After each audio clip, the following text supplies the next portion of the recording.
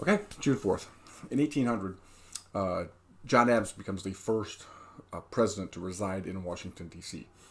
The capital from the beginning, from 1790 until 1800, actually resided in Philadelphia. So George Washington served his 2 terms in Philadelphia in a couple of different places, a couple of different executive mansions.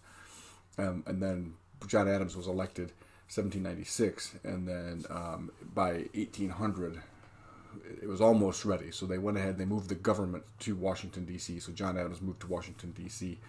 and basically took up a room in a tavern, Union Tavern to begin with, and then moved again. So 5 months he actually lived in a tavern. And then in November of 1800, the executive mansion was ready, became the White House eventually, and Adams moved in. So he didn't live there very long because he lost the election a couple days later, and then obviously moved out in March. And so the executive mansion has had some major renovations done to it. The first being during the War of 1812 and 1815, the British burned D.C. and caused major damage to the White House, and so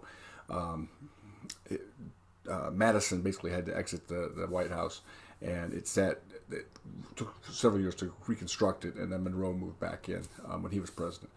And then in 1948, Harry Truman was president, and basically structural function or the structural format of the house was in such bad shape that they had to. There was talk of just tearing it down, just tear it down, build something new, or tear it down and build the exact replica of it with using modern techniques at that time.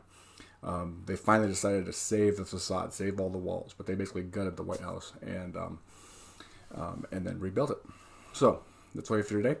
In 1800, John Adams becomes the first president to live in Washington, D.C. Washington City at that time, by the way. All right, so after today, I'll see you tomorrow.